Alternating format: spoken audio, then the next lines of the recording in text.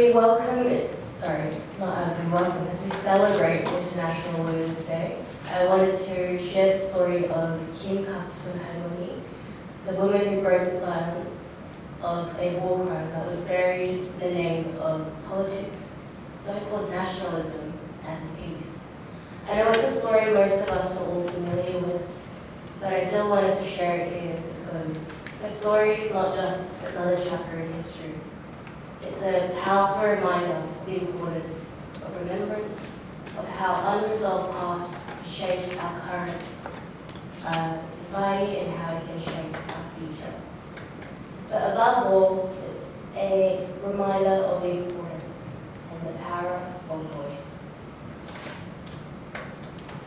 Kim Sun-Hae was born in 1924, but in her early life was shaped by displacement, as her parents fled from Korea to China to avoid Japan's colonial rule.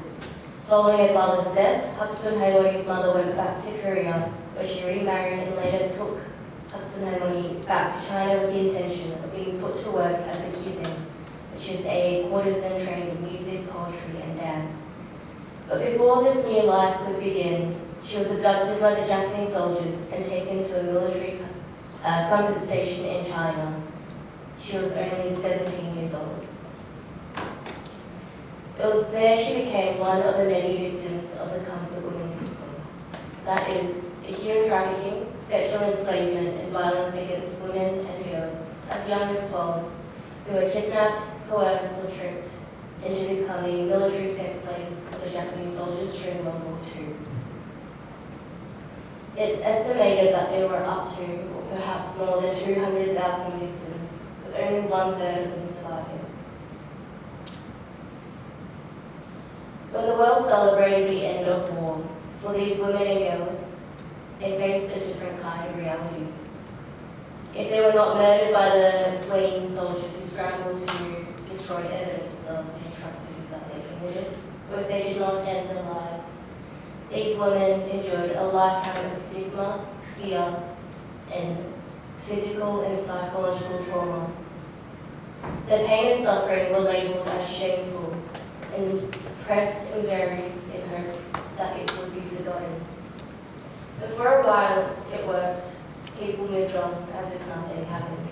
Nations celebrated renewed peace and a promising future. America boasted of their impressive power and the ability to restore order and peace.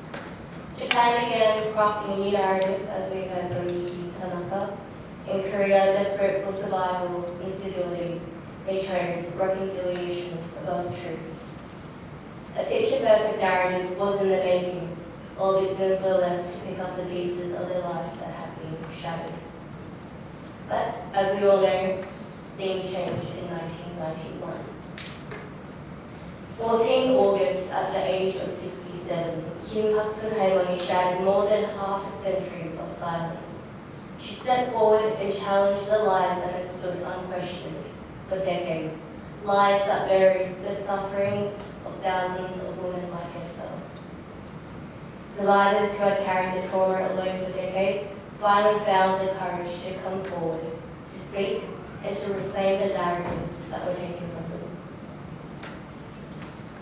Through her and through each other, their voices began rewriting history.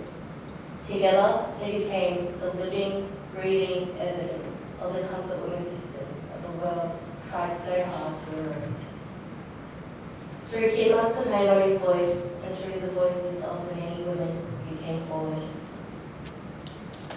there was a sea of yellow butterflies, museums dedicated to truth-telling, films and literature, the installation of Statue of Peace monuments all around the world, peaceful weekly demonstrations from 1992, I believe, until now.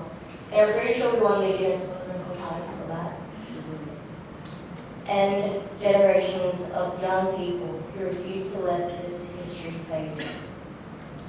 All because one woman dared to speak.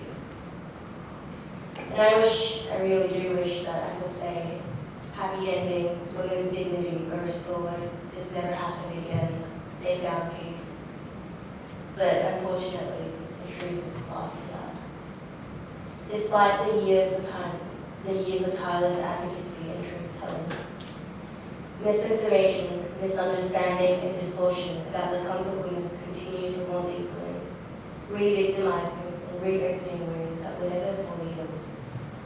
The world continued to try and silence their voices, and over time, this deeply human issue became politicized. It was narrowed into a diplomatic issue, a dispute between Korea and Japan.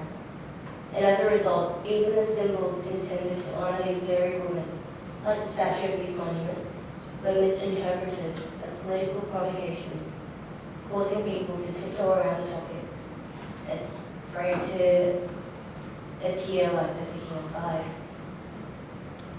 Most recently, I'm sure some of you may have already heard the news about the initiative in New Zealand to install a statue of peace at the Korean Garden in Barry's Point Reserve, which was met with intense pushback.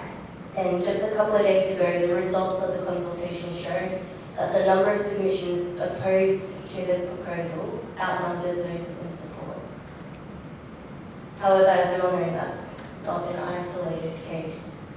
Beyond New Zealand and wherever the Statue of Peace were installed or proposed, criticism, opposition, controversy always seem to follow. But the Statue of Peace monuments were never meant to cause a divide. They were created as acts of remembrance, built by communities around the world who understood the importance of confronting the past for a better future. It's a reminder of the voices of harmonies, as well as the movement for peace. And it's also a reminder of the uncomfortable truth that the exploitation of women and girls did not end with the comfort women system. It didn't magically disappear as the world progressed. It didn't disappear as we signed more international treaties and legislations. The issue of human trafficking, sexual slavery, and violence against women and girls continue to be prevalent as a lucrative business and a weapon of war. And just like how there was no accountability or justice for the comfort women survivors, we continue to see this lack of today.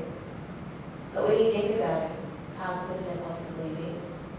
When there is no precedent of accountability in conflicts, when crimes against women and girls are brushed off as an unfortunate but inevitable cost of war. We allow the cycle to continue unchallenged. The culture of war remains unchanged. Impunity becomes the norm. Violence becomes easier to perpetrate and harder to challenge when it's embedded in social norms, protected by institutional complicity and societal indifference. And that's why we can't let the voices of the harmonies be drowned out. And that is why we must continue their legacy and continue to be a voice for this cause. Because the stories of Kim Hak-sun Harmony and others are not mere relics of the past. The stories of the harmonies do not ask us to simply look back.